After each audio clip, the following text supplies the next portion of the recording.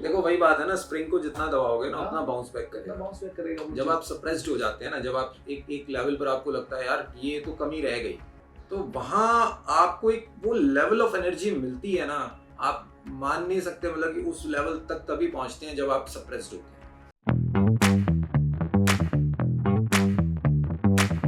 आज का ज्योतिष सर जो हमारा टॉपिक है, थोड़ा सा मैं जानना चाह रहा हूँ उस चीज के बारे में कि एक एजुकेटर को या एक फैकल्टी को, जिसको हम टीचर बोलते हैं, उसको किस तरह का होना चाहिए, मतलब क्या क्या चीजें उसकी पर्सनालिटी में होनी चाहिए, उसके डिसिप्लिन में होनी चाहिए। अपने ऊपर ध्यान देना टीचर के लिए बड़ा जरूरी है।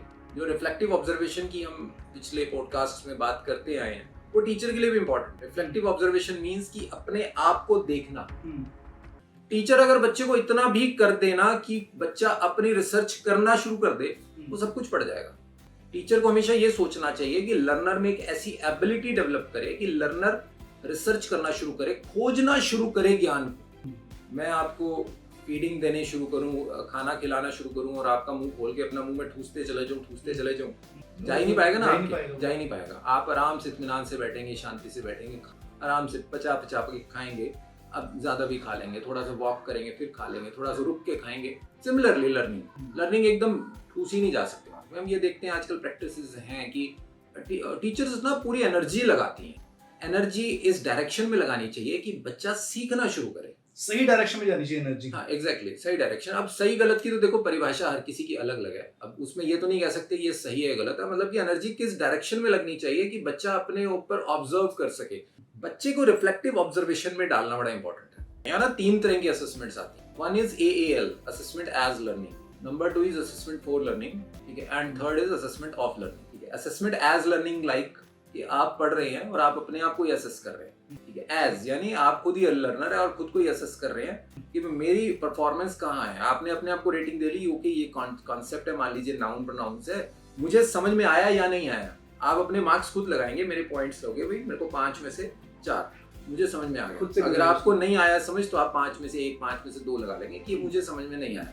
बी ऑनेस्ट विद योरसेल्फ, ये बच्चे के लिए होता है असेसमेंट एज लर्निंग। इसमें पीयर असेसमेंट भी हम कई बार करवाते हैं, ये भी बड़ा इंपॉर्टेंट है कि 2 स्टूडेंट्स बैठे हैं, इसकी असेसमेंट इसने कर दी, इसकी असेसमेंट इसमें कर दी, टीचर का कोई इन्वॉल्वमेंट नहीं। This is the step number 1, assessment as learning. Number 2 is assessment for learning, कि लर्निंग जो कर रहे हैं क्या वो लर्निंग हो रही है, ठीक है, हम उसकी दिशा में जा रहे हैं। फॉर यानी उसके लिए, लर्निंग के लिए हम काम कर रहे हैं, क्या लर्निंग हो रही है। ये वही बात है जो आप कर रहे हैं कि टाइम टू टाइम असेसमेंट्स लेना। एक चीज बड़ी इंपॉर्टेंट साफ तरीके से मैं आपको क्लियर कर देना चाहिए, AFLs का मतलब कभी भी मार्क्स काटना नहीं होना चाहिए। तो पर्पस, जजिंग क्राइटेरिया क्या रहेगा? पर्पस जो है मार्क्स को काटना नहीं होना चाहिए। मेरी बात को ध्यान से सुनिए।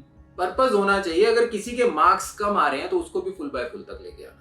मान लीजिए पर्पस होगा, एग्जैक्टली, ठीक है। मान लीजिए एक आपने AFL किया, AFL में देखो मार्क्स का कोई एग्जैक्ट क्राइटेरिया नहीं हो सकता, हम जस्ट उसको फॉर्मेटिव टाइप की असेसमेंट कर सकते हैं। अब उसमें आप कर लीजिए, ओके मान लीजिए आपने 5 में से 1 पॉइंट लगा दिया, 1 हो गया लेस अंडरस्टैंड, 2 हो गया ऑलमोस्ट अंडरस्टैंड, 3 हो गया मान लीजिए बना दिए उसको, ठीक है। उसको आप स्टेप बाय स्टेप डिवाइड कर लीजिए, मान लीजिए आप 5 पॉइंट्स को कर लीजिए, ठीक है। अब आपने एसेस किया कि 5 में से 3 आए हैं इसके, तो अब आपको ये नहीं है कि भैया उसको 5 में से 3 ही मार्क्स दे, वो आपके लिए है कि 5 में से 3 आया तो इसको 5 से 5 तक कैसे लेके जाना है। exactly. थोड़ा सा उस पर एक्स्ट्रा टाइम दें कि उसकी AFL लेकर हम उसको 5 में से 5 लगाएं। तो बेसिकली जो मैं अंडरस्टैंड कर रहा हूँ वो ये कर रहा हूँ, ये सिर्फ स्टूडेंट की नहीं, टीचर की भी असेसमेंट है। एग्जैक्टली, ये टीचर की भी है। ये अगर आप AFLs का फॉर्मेट देखेंगे ना, जो कैम्ब्रिज यूनिवर्सिटी की गाइडलाइंस है, दे वांट कि अगर क्लास में 50 बच्चा है तो 50 के 50 बच्चा जो है ना 5 आउट ऑफ 5 हो, बिल्कुल, ठीक है ना। फाइनली जब AFLs करे जाए तो वो ये नहीं चाहते कि कोई फर्स्ट है, कोई सेकंड है, कोई थर्ड है। Everyone should be at least 4 out of 5 और 5 आउट ऑफ 5, तो मतलब कि हर बच्चा वहां तक पहुंचे। फिर होता है AOL, असेसमेंट ऑफ लर्निंग। अब जो आपने लर्निंग ले ली है, फिर एक फाइनल एग्जाम लिया जाता है और रेट किया जाता है। फिर सीनियर्स को या बोर्ड आ जाता है, फिर बोर्ड असेसमेंट लेता है या मैनेजमेंट असेसमेंट लेती है कि जो टीचर ने सिखाया है क्या बच्चे ने सीखा है या नहीं सीखा। फिर वो एक अलग चीज है, वो एक एग्जाम वाला पैटर्न है। मैं एक चीज देख रहा था, बनाया तो हमारा सिस्टम भी कुछ इसी तरीके से स्कूल का, सिर्फ राइटिंग में होता क्या है, टेस्ट बच्चों के होते हैं, बच्चे लेते हैं टेस्ट, ठीक है, और फिर उसके बाद मार्क्स सिस्टम है, ग्रेडिंग सिस्टम है, इसके A ग्रेड है, इसका B ग्रेड है। वो अब हो क्या रहा है वो सिर्फ बच्चे को ये दिखाने के लिए हो रहा है कि तू बी पे है, इतना ही दिखाया जा रहा है उससे, उसका उसमें ये नहीं इंक्लूड किया जा रहा कि तू बी पे है, तेरे को मैं ए पे कैसे लेके आऊंगा, वो चीज मिसिंग है। वो यूनिट टेस्ट होते हैं, हर स्कूल में होते हैं, हाँ, ठीक है, वो एक तरह से ना पनिश कर रहे हैं पनिश कि तू पढ़ नहीं रहा है ना, तो तेरे मार्क्स कम आ रहे हैं, और घर पे फिर कंप्लेंट जा रही है कि तेरे मार्क्स कम आए हैं। स्कूल से होता देखो आप अपने बच्चों पे ध्यान नहीं दे रहे हो, आप अपने बच्चों पे ध्यान नहीं दे रहे हो, ये कर नहीं रहा है, मतलब कहीं मुझे लगता है कि भाई ये हमारा ही फॉल्ट है सारा कि बच्चा पढ़ नहीं रहा है, ये मतलब पीसीस भी हम लोग सबमिट करवा रहे हैं। ये बिल्कुल गलत है प्रैक्टिस, वही मैं कह रहा हूँ। समझ भी नहीं आता, नहीं पर टीचर इस तरीके से कंप्लेंट करती हैं कि हमें लगता है कि देखो ये सिस्टम जब तक बच्चा 11-12 साल तक का है ना, तब तक ये सिस्टम होना ही नहीं चाहिए, है ना। इट मींस आप मार्क्स की दौड़ में भगा रहे हैं बच्चे को, बेटा तेरे मार्क्स नहीं है। प्रैक्टिकली स्पीकिंग, आपने कॉर्पोरेट में काम किया, क्या लगता है आपको कहीं मार्क्स वाले लोग आगे बढ़ गए? नहीं, बिल्कुल भी नहीं। हमारे साथ कुछ ऐसे लोग थे जिनका उस फील्ड से वो रेलेवेंसी नहीं थी, बट प्रेजेंस ऑफ माइंड इतना अच्छा था। अब जो हमारे, मैं नेम तो नहीं ले सकता ना फर्म का ना पर्सन का, ठीक है, वो जो हमारे कॉर्पोरेट हेड थे, he was from finance background, वो टेक्निकल चीजें नहीं समझते थे, लेकिन कॉमन सेंस इतनी अच्छी थी, जब हम उनको कोई चीज बताते थे ना, तो वो ये बताते, देखो मुझे ये मत बताओ, पर मुझे ये पता है कि तुम्हारा सिस्टम कहीं ना कहीं लैक कर रहा है।